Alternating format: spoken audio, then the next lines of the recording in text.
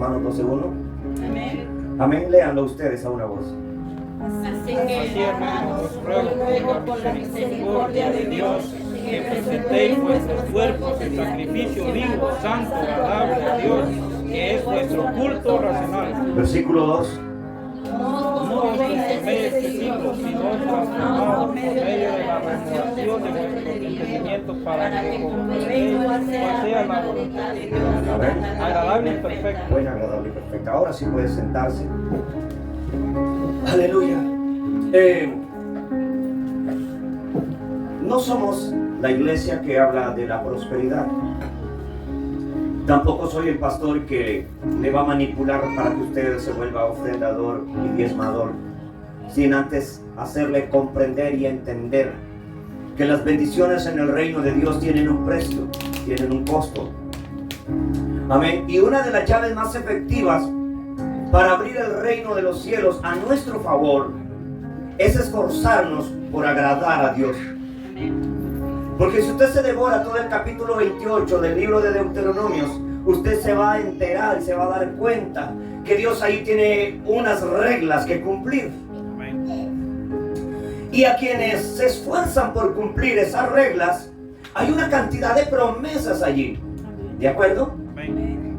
Pero si lee la segunda parte de Deuteronomio 28, también se va a dar cuenta que hay un versículo que empieza diciendo: y acontecerá que si no oyeres atentamente a la voz de Dios, ni pusieres por obras sus mandamientos, dice la palabra de Dios, maldito serás en tu salir y maldito en tu entrar. Maldita será tu canasta, tu arteza de amasar, o sea, tu mesa en tu casa va a ser maldita. Y hay otro versículo más abajo donde Dios dice: vendrán sobre ti todas estas maldiciones y te alcanzarán. Jehová, dice en otro versículo, te herirá con úlcera maligna. En vez de derrotar a tus enemigos, dice que tus enemigos van a venir y te van a atacar y te van a destruir. Ahora, todos anhelamos ser bendecidos por Dios, ¿de acuerdo? Amén. A todos nos impactan los mensajes cuando se nos habla que Dios va a abrir los cielos a nuestro favor. Las congregaciones enormes entran en un espíritu de emoción. Los gritos de júbilo no se dejan de esperar. Los gritos de victoria, las danzas, las trompetas suenan cuando se le habla al pueblo de que Dios viene trayendo redención, viene trayendo bendición, viene trayendo sanidad. Es como que nuestra mente y nuestra vida está tan apegada simplemente a los beneficios, pero no a una vida de integridad y consagración. Cada vez que se predica reprendiendo el pecado, más de alguno sale molesto, sino porque la palabra lo confrontó y se sintió identificado con la llaga podrida que trae. Ok, pero ¿cómo se emociona la gente cuando se le habla de cosas buenas? Pero ciertamente, hermanos, no habrán cosas buenas si nosotros no cambiamos a una buena conducta. Muchos desiertos que tocan pasar en la vida no son obra del diablo. Muchas adversidades que nos toca enfrentar en la tierra tampoco tiene culpa el diablo. Así es. Nuestra mala conducta nos lleva a cosechar lo que sembramos. La Biblia dice que el hombre cosechará lo que siembra. Y luego hay un versículo donde la palabra de Dios dice: no erréis, Dios no puede ser burlado. ¿Cómo dice la palabra de Dios que acaban de leer? ¿Quién lo tiene? Así que hermanos, dice: os ruego por la misericordia de ¿quién? Por la misericordia de Dios. A los romanos se les está escribiendo esta carta y se les dice: miren, hermanos, les ruego por la misericordia de Dios. Hermanos, el apóstol está haciendo una súplica. ¿Cuándo brota una súplica de una persona? ¿Cuándo brota una súplica? Exacto, esa es la frase correcta. Cuando se está desesperado. Le ruego, hermanos, por la misericordia de Dios, que presten ¿qué? Que presenten ¿qué? Vuestros cuerpos. No les estaba diciendo preséntenle las ofrendas, preséntenle los diezmos. No, les está diciendo Preséntele a Dios ¿qué? Vuestro cuerpo. ¿En qué forma se lo está pidiendo que lo presenten? Sacrificio vivo. En un sacrificio no muerto, sino sacrificio vivo. Esto significa, hermano, sacrificio vivo. Hermanos, nuestra carne es nuestro peor enemigo. Y si así no fuera, la palabra no lo dijera. Lo que le decía al principio, que nuestro espíritu y nuestra carne mantienen una lucha viva. Su espíritu dentro de usted anhela tener consagración con Dios. Su espíritu dentro de usted anhela tener intimidad con Dios. Pero nuestra carne se va de otro lado y dice, mira, ¿para qué vas a orar tanto? Mira, es mejor, vete a comer un helado por allí y luego regresas y ora, le dice la carne.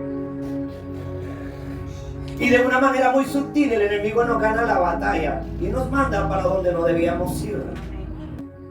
Pero la palabra de Dios dice, le ruego, hermanos, por la gracia de Dios, que presenten sus cuerpos en sacrificio vivo. Amén. Mire, las cosas del mundo son tan impresionantes que uno mira la gente en los estadios pagando la entrada por ir a ver a un par de locos corriendo tras de una bola. Yo en su momento fui al estadio en Honduras y la gente no quiere llegar cuando el partido comienza. Llegan antes del que el partido comience. Y saben otra cosa, si tienen trabajo no van a la empresa para ir a ver el partido de fútbol. En la iglesia es completamente diferente. La gente no viene a la iglesia porque el manager le dijo que tiene que trabajar. Pero en su corazón él ama a Dios. Ay, Dios guarde cuánto amo a mi Señor. Tu Señor dinero. Nosotros quedamos muy mal parados delante de Dios cuando Dios en los 10 mandamientos nos dice: amarás al Señor tu Dios con todas tus fuerzas, con toda tu mente, con todo tu corazón. Cuando tú tenías ese noviecito, qué sé yo, ese que te pegó tus hijos, que ya no está contigo ahora, y te ponías citas a cualquier hora, tú sacabas el tiempo, le metías a tu papá, a tu mamá, a tus hermanos. Si no tenías carro, le decías a él que venga a traerte, o quedabas en un punto de encuentro y te encontrabas. Hoy para ir a la iglesia las excusas sobran. Amén. Tu carne te ha ganado el terreno. Amén. ¿Y tú crees que Dios no lo sabe? No, señores, Dios lo sabe. Amén. ¿Cuándo te vas a parar como hombre de Dios y como mujer de Dios? Y vas a tomar la decisión de ser realmente hijo de Dios o bastardo. ¿Cuándo? ¿Cuándo? La palabra de Dios es tan clara y tan específica cuando Jesús dice: ninguno que viene a mí y no es capaz de abandonar su padre, su madre, sus hijos, su esposo por causa de mí, dice Dios, ese no es digno de mí. Amén. Así te cubras con el manto de profeta, de que aquí queda. No, ante los ojos de Dios no vale tanto tu manto de llamado, vale tu entrega por él. Amén. Muchos aquí necesitamos leer la historia de Eliseo y ponerla por obra. Dice la Biblia que cuando Eliseo estaba en el campo arando, tenía consigo 12 yuntas más de bueyes. O sea, Eliseo tenía a otras personas trabajando con él en el campo. Cuando el profeta Elías pasa por ese lugar, dice la Biblia que Elías cargaba un manto. Y cuando pasó cerca de Eliseo, le tiró el manto. No fue que se lo entregó, no, que a lo mejor con el manto le hizo así. Y ese simple acto de que lo hayan tocado con un manto, Eliseo le dice a Elías: déjame despedirme de mi familia, que yo iré detrás de ti. Elías, sorprendido, le pregunta: pero Aarón, ¿yo qué te hice? No, la gente de hoy en día, uno le echa aceite, le puede meter sal, no sé qué nomás. Atizan grandes fogorones, escriben peticiones, las queman, se toman la ceniza y siguen siendo los mismos. Aleluya. Les profetizó la Chabela, el Juan, no sé quién. Cualquiera les ha profetizado y les habla de su llamado con Cristo. y nomás chillan un rato y luego todo volvió al mismo estado. Pero en su interior, ¿cómo aman a Dios los falsos? Y Eliseo dice, Elías dice, pero yo qué te hice, o sea, ni tan siquiera le dijo sígueme, simplemente lo tocó con el manto. Pero hay algo más importante que me llama la atención cuando leo esa historia. La Biblia dice que Eliseo, la yunta de bueyes que tenía, con la cual él trabajaba, con la cual él ganaba el sustento diario y mantenía su familia, ¿sabe qué dice la Biblia? Que esa yunta de bueyes la destazó. Y con el mismo yugo con que él los tenía enyugados, lo partió en pedazos, ardió un fogón, atizó un fogón, y la carne de esos bueyes la repartió. Cómanselo, que yo he decidido otro camino. Ya no más seré arador, ya no más andaré detrás de las finanzas, detrás de los bueyes. Hoy voy detrás del que me da la vida. ¿Cuándo vas a sacrificar el yugo que te mantiene a ti atado? Sé que aquí tengo algunos que su yugo se llama don dinero. Algo otro que tengo aquí, el yugo se llama mis hijos. ¿Cuándo vas a sacrificar ese yugo? Otros por aquí dicen que por la migra. Tú tienes que sacrificar el yugo de la migra. Las noticias son, hey, cuidado con la migra. Yo en vez de eso, hey, mira, cuidado con tu incredulidad. Cuidado con tu incredulidad. ¿Cuándo va a creer usted lo que Dios dice? Usted necesita que Dios le abra los ojos como a Giesi. Dice la Biblia que Giesi y Eliseo, en este caso, estaban rodeados por sus enemigos. Y no era para arrestarlos y deportarlos, estaban rodeados, mire, para mandarlos ya para la otra vida. Y dice la palabra de Dios que Giesi empezó a llorar como muchos que lloran aquí. No en la presencia de Dios, sino de miedo. Dice la palabra de Dios que vino Giesi y empezó a decir, ah, Señor mío, somos hombres muertos.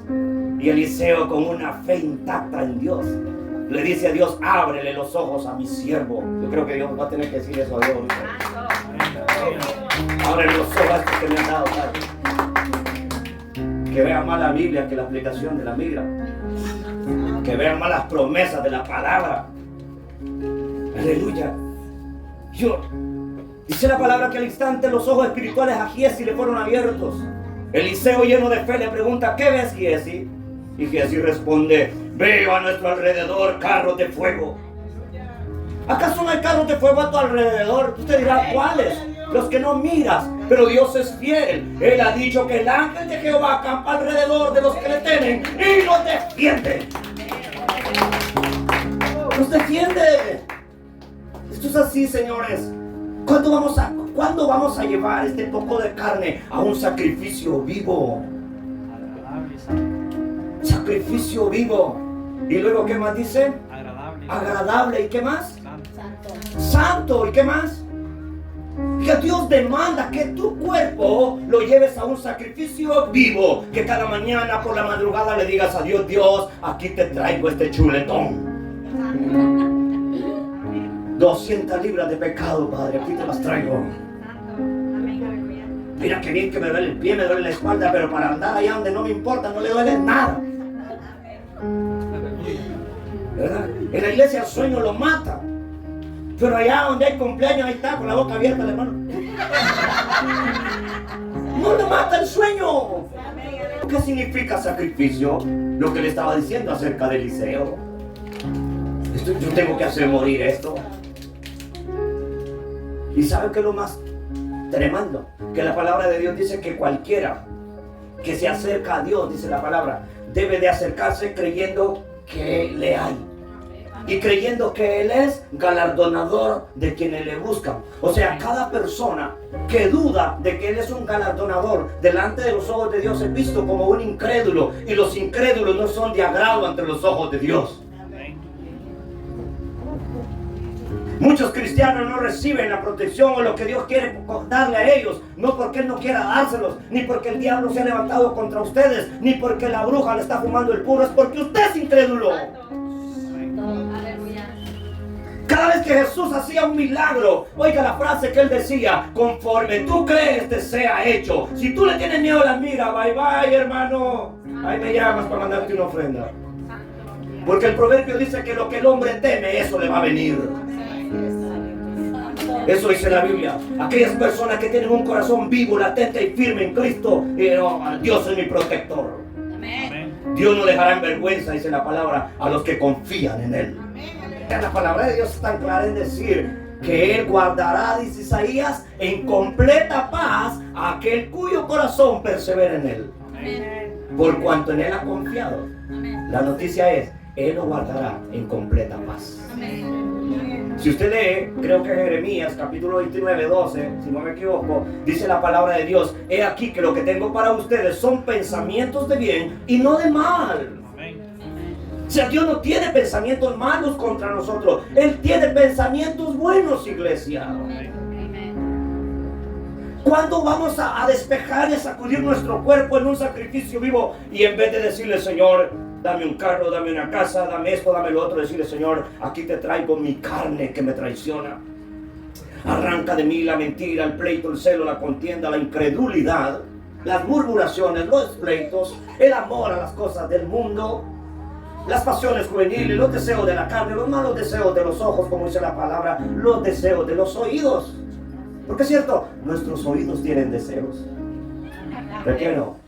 Sí. Nuestros oídos tienen deseos. Por ejemplo, ¿verdad? Un hondureño escucha una música de México, casi no le llama la atención. Escucha una loquera de esas de Honduras, ¿verdad? Perversas, ¿verdad? Y el hondureño le entiende la ¿verdad? Y cierto, deseos de los oídos, ¿verdad? Y la gente pues, de México se identifica que con el grito de ranchero cuando escuchan una canción. Ando volando, se siente identificado, por eso dice, oh, esa es mi tierra, esa es mi cultura. Y nuestros oídos están ahí, ¿cierto? Anclados a esos sonidos. Ahora, Dios dice, presenten vuestros cuerpos en un sacrificio vivo, no muerto, sino vivo. Amén.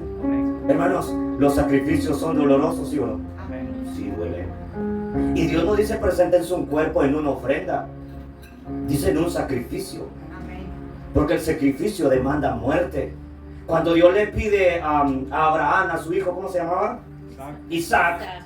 No se lo pidió como ofrenda, se lo pidió también como un sacrificio. Era el único hijo que tenía. Y este hombre amaba tanto a Dios que se llevó a su niño, a su hijo. ¿Y para dónde lo llevó? Al monte. Se imagina, hermano, miren, si nosotros somos incapaces de soltar un trabajo, que ya casi el ángel de Dios viene a decirlo, hey, suelta ese trabajo porque no está siendo efectivo en el reino.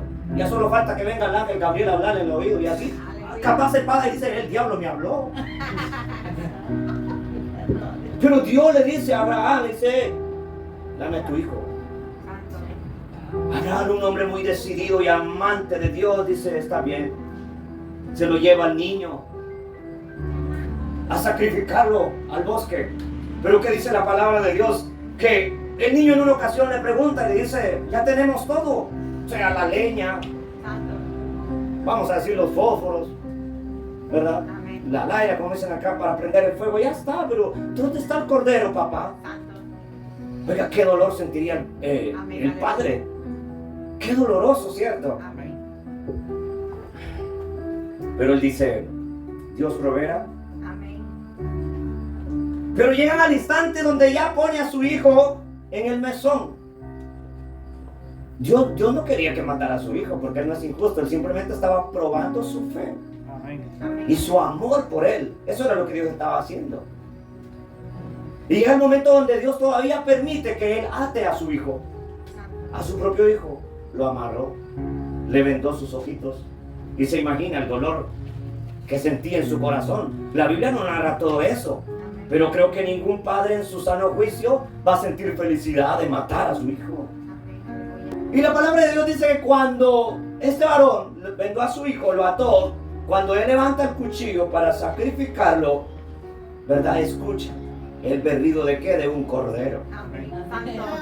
Aleluya. Oiga, hermanos, yo que estás pensando, lo que pasa es que el pastor no me va a pagar la renta si dejo este trabajo. Tú necesitas escuchar la voz de Dios. Y cuando sacrifiques eso, Dios proveerá lo que te tiene. Él tenía un cordero. No era la muerte de su hijo. Amén. Ahora, la palabra de Dios dice de nuevo en el versículo que estábamos leyendo: presenten ante Dios su cuerpo como sacrificio vivo. ¿Y qué más dice? Santo y agradable, ¿no? Santo y agradable. O sea, hermanos, miren, ustedes saben que nosotros somos el templo y la morada del Espíritu Santo. Esto es así. ¿Cómo se sentirían ustedes? Bueno, este es un local. Todavía no es una iglesia. Es un local. ¿Nota usted las grietas que hay ahí? Si las nota, todo un montón de cajas, ¿las mira o no? Si las mira. Una que otra mosca que entra a despertarlo. Gracias, Padre, manda más para que no se me vea. ¿Las mira, sí o no?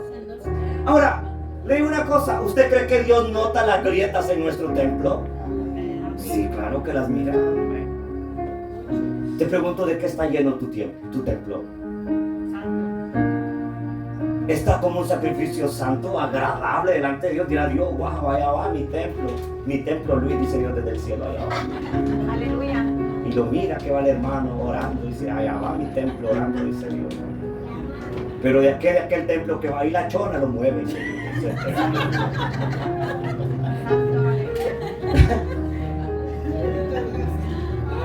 Dios, ese templo, ¿qué le pasó a ese templo? Entonces Dios dice: presenten su cuerpo en un sacrificio vivo, santo y agradable. Ahora, presentar nuestro cuerpo delante de Dios como sacrificio vivo, santo y agradable, ¿será fácil? No es fácil. Es difícil. Con nuestras propias fuerzas no se puede, pero cuando lo traemos a la presencia de Dios y le decimos: Señor, te entrego mi vida, te entrego este corazón traicionero. Imagínense lo que Jeremías dice: engañoso es el corazón más que todas las cosas. ¿Quién lo conocerá? Tú, Señor. Amén. Él conoce nuestro corazón. Dice la palabra: preséntelo en un sacrificio vivo, santo y agradable. ¿Qué más dice? ¿Ante quién? ¿Por qué? ¿Por qué qué? ¿Qué es nuestro cuerpo? No, lea allí, por favor. ¿Es nuestro culto racional o no dice así? Sí, es vuestro culto racional. Oiga, hermanos, nuestro cuerpo es un culto delante de Dios. ¿Qué es un culto? Una reunión de adoración, de exaltación, de glorificar a Dios. Y Dios dice que nuestro cuerpo es nuestro culto racional. ¿De acuerdo? Este simplemente es un local donde nos reunimos a alabar a Dios. Pero el verdadero templo donde Dios habita es en usted y en mí. La Biblia dice que Dios no habita en templos hechos por manos de hombres, sino que Él habita en el corazón de cada uno de nosotros. Pero es necesario que nuestro templo, nuestro cuerpo, delante de Dios sea presentado, como dice la palabra, santo, amén, y agradable delante de Dios. El versículo 2 que dice: no os conforméis a este siglo. Hermanos, este siglo en el que estamos viviendo cada vez más está en decadencia. Y el cristianismo de estos tiempos, hermanos, yo no lo miro avanzando, lo miro retrocediendo. De verdad se lo digo. ¿Quién de ustedes tuvo la oportunidad de congregarse en una iglesia donde se buscaba a Dios de verdad? Amén. Gloria a Dios, nuestra hermana Pati. ¿Quién más? Amén. Hermana Yesenia allá en México, hermana Kenia en Honduras. Amén. Yo he tenido la oportunidad, e incluso en mi adolescencia, cuando empecé a buscar a Dios en la iglesia donde me congregaba hasta el día de hoy, hay un pueblo fervoroso, no tanto buscando puestos en la iglesia, sino que hay un pueblo buscando ser lleno del Espíritu Santo. Hoy no, hermanos, hoy la cosa ya no circula así. ¿Verdad? Hoy ya ni se busca a Dios, ni se tiene buen testimonio. Porque hoy en estos tiempos vale más el show y la teoría. Con tal hable bonito, aunque en el día sea cabro y en el rato de la iglesia oveja, no importa. Usted es apto para estar allí, sirviendo. Pero Dios en su palabra dice: no se conformen a este siglo. Ahora, dice: no. Lo único que Dios quiere de ti es el corazón. O sea, tú puedes andar como sea. Las cosas han cambiado drásticamente en el mundo cristiano. Y ahora fíjense, hermanos, la guerra con el cristianismo ya no está como antes. Antes los primeros cristianos eran perseguidos por los adversarios para meterlos presos o para matarlos. Hoy la guerra cristiana ya no está afuera, hoy está adentro. ¿De acuerdo? Pastores robándole el dinero a las ovejas. Pero Dios dice en su palabra, no se conformen a ¿qué dice? A este siglo. Ahora, la otra parte que dice, sino más bien transformados por medio de la renovación de vuestro entendimiento. Transformados. ¿Qué quiere Dios de nosotros? Primero decía que presentemos nuestro cuerpo en un sacrificio vivo, santo y agradable. Y ahora aquí Dios nos dice que quiere de nosotros que una transformación. O sea, hermanos, algunas veces nosotros somos los que decimos, no, Dios sabe que yo soy así. Es usted el que lo dice. Pero que Dios esté contento porque usted sea así, yo no creo. Porque la palabra de Dios dice que debemos de santificarnos cada día. Y aquí la palabra de Dios dice que debemos de ser transformados. ¿Por qué? ¿En qué debemos de ser transformados? ¿Quién tiene la lectura ahí, por favor? Por medio de la renovación de nuestro entendimiento, hermano. Dios quiere que nuestro entendimiento sea completamente renovado. Y cuando nuestro entendimiento sea renovado, nuestra forma de vivir y de ser tendrá un cambio. ¿Alguien ha leído un proverbio donde dice que el hombre, cuáles son sus pensamientos? Tal es él. Lo dice la Biblia. O sea, hermanos, lo que usted piensa, eso es usted. Si usted piensa que es un pobre, usted seguirá siendo un pobre. Esa es la realidad. Si sus pensamientos son de que usted no sirve para nada, tenga cuidado. Puede acabar así. Y si en sus pensamientos usted piensa que nadie lo quiere, que todos son sus enemigos, hermanos, hasta el gato lo va a terminar mordiendo. Porque cuáles son los pensamientos del hombre, dice la palabra, tal es él. Entonces, en su mente, la Biblia dice, vosotros tenéis la mente ¿de quién? De Cristo. Mas vosotros tenéis la mente de Cristo. Y si nosotros tenemos la mente de Cristo, nuestros pensamientos no deben de circular tanto conforme a las noticias de este mundo, sino conforme a la palabra y a las promesas de Dios. Amén. ¿Alguien ha leído que la palabra de Dios dice, o David escribió un salmo que decía, joven fui y he envejecido y no he visto justo desamparado ni su descendencia que mendigue un pan? ¿Quién cree en esa promesa? Amén. Aleluya. El mundo va a tener crisis siempre. Las cosas en el mundo, iglesia, no van a cambiar. Irán de mal en peor. Mire, ahorita la migra está persiguiendo a los inmigrantes. Pero el día llegará, bíblicamente, donde van a perseguir a los cristianos. Amén. Y a muchos, dice la palabra en Apocalipsis, los van a meter en la cárcel. Y muchos los van a matar. ¿Por causa de qué? De Cristo. Y todas esas cosas vienen en camino, digo de nuevo, el mundo no va a cambiar. La palabra de Dios dice que las cosas irán de mal en peor. ¿De acuerdo? Iglesia, Dios dice, no se conformen a este siglo. Miren, no nos dejemos llevar por las falsas promesas de los políticos, porque la Biblia dice, sea Dios veraz y todo hombre mentiroso. En el libro de Jeremías la palabra de Dios dice que no confiemos en los hombres. Es más, la palabra de Dios dice, maldito el varón que confía en el hombre. Amén. Pero bienaventurado el hombre que pone en Dios su confianza. Si usted, hermano, que está aquí, su confianza está en Dios, la Biblia dice que usted es bienaventurado. Amén. No confíe en los gobiernos de la tierra, porque por mucho que ellos quieran cambiar las cosas, no las van a poder cambiar, porque hay una palabra escrita que se tiene que cumplir. Amén. Ni una jota ni una tilde, dijo Dios. Cielo y tierra pasará, dijo él, pero mis palabras no pasarán. No se conformen a este siglo, sino más bien transformados por la renovación. Amén. ¿Qué más dice la otra parte? Así sabrán distinguir, dice aquí, cuál es la voluntad de Dios. ¿Qué más? Alguien me lo lee, por favor, en la versión. Para que comprueben cuál sea buena voluntad de Dios, agradable y perfecta. Para que comprueben cuál sea la buena voluntad de Dios, buena, agradable y perfecta. Si queremos comprender la voluntad de Dios, la orden es, presenten su cuerpo en un sacrificio. Nosotros a veces le oramos a Dios así, Padre, ¿cuál es tu voluntad? Muéstrame cuál es tu voluntad. Pero la palabra de Dios dice que para que comprendamos cuál es su voluntad, debemos de presentar nuestro cuerpo en un sacrificio vivo, bueno, santo, agradable y perfecto. Hermanos, hay cosas en el reino de Dios que no nos serán reveladas si nosotros no sacrificamos este cuerpo. Yo sé que a más de ustedes ahora, a lo mejor, por su cabeza no pasaba quizás ni la idea de venir, pero bendito Dios que están aquí. Si yo me alegro porque lo miro, cuanto más el Padre a quien ella ama y a quien ella busca. Eso se trata, prestar nuestro cuerpo en un sacrificio. Aleluya. Digo de nuevo, para que comprueben cuál sea la voluntad de Dios, buena, agradable y perfecta. ¿Cuántos aquí les gustaría caminar en la voluntad de Dios? Yo quiero caminar en la voluntad de Dios.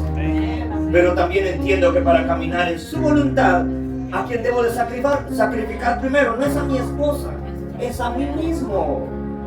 Algunos están diciendo, no, es que mi esposa no me apoya. Pues empieza contigo, sacrifícate a ti primero. Haz lo posible por sacrificar ese mal genito que tenés ahí, que a veces te ves tranquilito, pero allá donde nadie te mira. Dios guarde. Zarpazos, patadas y mordidas, dijo el niño. Entonces, si queremos andar en la voluntad de Dios, el punto aquí no es tanto reprender al diablo, es reprender nuestras mañas. Cuando yo comprendí eso, dije, bueno, la lucha aquí no es con mi esposa, ni es más, ahorita no es ni con el diablo, es conmigo mismo. Y le voy a decir una cosa, hubo un tiempo en mi vida donde yo empecé a ayunar, no para que Dios destruyera al diablo, si el diablo ya tiene su lugar, se llama infierno. Y Jesús dijo claramente, yo te mando a ti como ovejas entre lobos. No dijo, mira, órame para destruirlo, no, eso ya tiene su lugar de destrucción. Entonces comprendí y empecé a ayunar diciéndole a Dios, quita de mí los malos pensamientos, arranca de mí las malas palabras, arranca de mí ese genio hereditario que me dieron, ¿verdad? Porque en algún momento nos marcan. Y yo entendí que aquí el asunto no era reprender al diablo, sino pedirle a Dios que cortara en mí todas esas cosas hereditarias, ese mal comportamiento, ese espíritu de mentira que por veces se nos cruza a nosotros. O aquí hay alguien que no miente. Las manos arriba dicen mucho. Es cierto, se nos cruzan por ahí, ¿verdad? Mentiras, ¿verdad? Yo tiro cualquier cosa, a veces me han preguntado, ¿tiraste eso? Y yo digo, sí, le digo. A lo mejor se fue en esa bolsa. A lo mejor se lo comió Ley. No es así. Entonces comprendí, hermanos, que a quien yo tenía que vencer primero no era al diablo ni a los demonios, sino vencer mi vida. Y es tan misterioso que como a veces nosotros queremos que el diablo se nos sujete, que los demonios se nos sujeten, y su boca todavía no la sujeta. Digo por ahí un predicador, la mujer sujeta. ¿Entendió? ¿Cierto? Santo. Sí, porque nuestra boca a veces no sirve nada más que para maldecir. Y la palabra de Dios dice que muchas veces con esta boca bendecimos a Dios, pero también lo maldecimos. ¿Y qué decir de lo que Jesús dijo? De la abundancia del corazón habla ¿qué? Su boca. Entonces a veces nosotros queremos mandar a callar al diablo y usted no se calla cuando es, ¿verdad?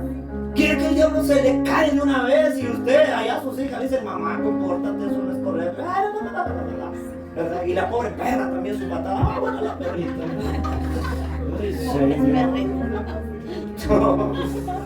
¿Cierto? ¿Y usted qué quiere? Que se le sujeten los demonios. Usted todavía no sujeta su mal carácter, su vocabulario. Como dijo un pastor también en Honduras, muchos de nosotros los hombres traemos por ahí bisagras en el cuello, ¿verdad? Viejitos ya, pero mira, ya va. Y como ya no pueden mover bien el cuello, que sea todo el cuerpo, una pata ya se, para ver quién iba pasando. Entonces no podemos sujetar todavía ese espíritu maligno en nuestra vida, hermanos. Apláudale si está vivo todavía. Y queremos así mandar a sujetar al diablo, ¿ya? Queremos sujetar a Satanás y los demonios y que al infierno, que bla, bla, bla. Mire, arréglese usted, porque si no, allá sí lo van a sujetar abajo. Allá lo va a recibir el enemigo y le va a decir, no, que tanto me tirabas palo allá. Vente ahorita. No va a poner a atizar fuego, no, de carbón va a servir. Entonces, mis amados hermanos, Dios dice, miren, no se conformen a este mundo. Iglesia, yo como pastor le debo decir una cosa, no es, por eso es que Jesús, fíjese, cuando los discípulos regresan después de la gran comisión, dice la Biblia que ellos regresan felices. Oiga, ¿quién no se va a alegrar si un paralítico se levanta? Imagínese, hermano Juan, que usted ore por un paralítico y se levante, ¿verdad? No creo que él llegaría aquí a la iglesia a llorar.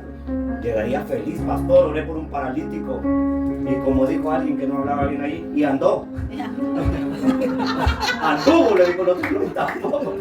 Caminó, no anduvo. Y andó. Imagínate, uno regresa feliz. Entonces ellos regresaron felices.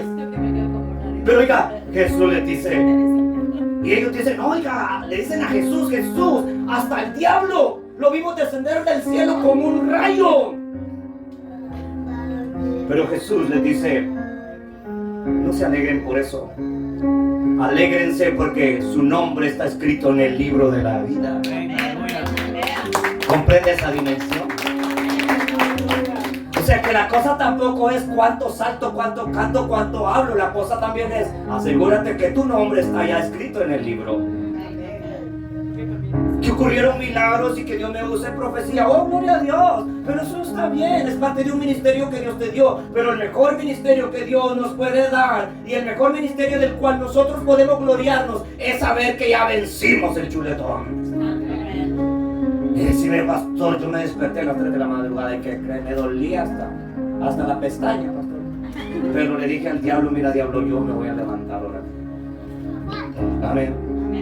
Y le digo una cosa, no hay gente más victoriosa y poderosa en el reino de Dios que aquellos que tienen intimidad con Dios. Porque los que tienen intimidad con Dios entran en el secreto de Dios y el mismo diablo y el infierno lo respetan. Dice el diablo, allá vienes a decirte esa mujer, sí, ora. Se corre más el diablo que los que le tienen miedo a la mira cuando miran al hermano Juan. Espero que sí sea verdad. Allá viene Juan, dice Satanás. No hay a dónde meterse, es cierto. Ahora Dios nos dice, miren, no se conformen a este siglo. Digo de nuevo, tenemos una cantidad de cristianos en estos tiempos, en abundancia. Si hablamos de gente cristiana, hay una cantidad. Iglesias en este país, a escoger, hermanos. ¿Verdad? De los gustos que usted quiera, hay iglesias. Muchísimas iglesias. En cualquier calle donde uno va, mira cantidad de rótulos, ¿verdad? Que sale evangélica, pare de sufrir, camino de vida, la vara de Aarón, baje de peso, ¿no? Ese es Herbalife. No, también porque hasta el Herbalife le da la palabra, fíjese, antes de venderle el producto, le dice, no, pues la palabra de Dios dice que usted es templo de Dios, así que cuídese, tómese el aloe, el té de coco. Ay, pero digo porque yo escuchaba, hermanos, que del evangelio no hablan, pero de Herbalife sí, pero primero me aplican la Biblia antes de que venderme, ¿no?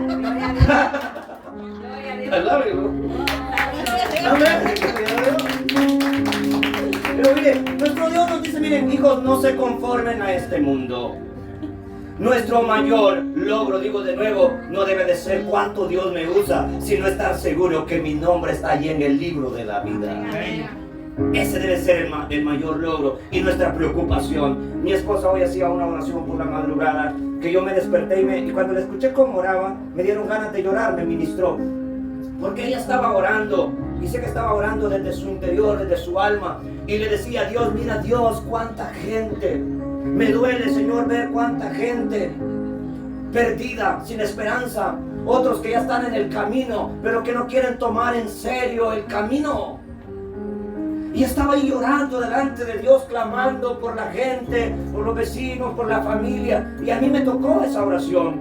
Porque dije, realmente esa oración quizás ni está saliendo ni de la boca de ella, sino del mismo Dios. Porque Dios en el cielo dirá cuántas personas dicen que creen en mí. Pero si ahorita voy para traerlos, oiga, no están ni vestidos, están desnudos. Me refiero a la vestimenta espiritual, no piensen mal, se voltea a ver.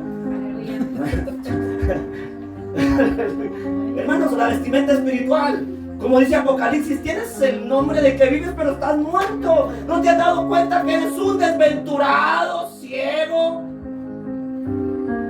desnudo?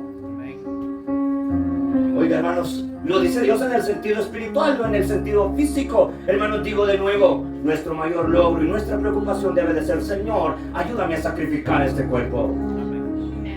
¿Sabe? Porque mucha gente no busca a Dios, y no es porque el diablo se le atravesó, es porque usted no ha podido vencer su cuerpo. ¿Y sabe cuál es lo más que a mí me asusta más bien y me da ganas de llorar? Porque la palabra de Dios a mí me dice que Dios a usted y a mí no nos dio un espíritu de cobardía, sino que Él nos entregó un espíritu de poder, de autoridad y de dominio propio. Ahora le pregunto, ¿dónde tiene ese espíritu usted? Pensando en la baleadas. ¿Dónde tiene ese espíritu? O sea, si a mí Dios me entregó un espíritu de poder, de autoridad y de dominio propio, Diosito, ¿dónde lo escondí? ¿A dónde lo tiré? Esa debe de ser la pregunta: ¿dónde está el espíritu de autoridad, de poder y de dominio propio que Dios me dio? Porque si Dios me dio dominio propio, me lo dio. Entonces, si usted no está actuando bien, es porque usted no quiere usar el dominio propio. Yo soy hombre y usted también es mujer. Y sé que usted puede ser la persona más guapa del mundo, pero ningún hombre, por muy millonario que sea, se va a acostar con usted si usted no decide. Lo mismo con un novio hombre. Una mujer puede ser la más bonita del mundo, ¿verdad? La prostitución siempre ha existido. Yo trabajé 8 años en una ciudad de San Pedro Sula, con algunos hermanos conocen aquí, donde en el parque de San Pedro Sula tacos no hay, porque no hay mexicanos allá, pero tacos humanos sí existen, baleadonas. Era un montón de mujeres ahí ofreciendo su servicio, y lo miran a cualquier hombre sentado, no les importa si sea guapo, flaco, como sea, no les interesa.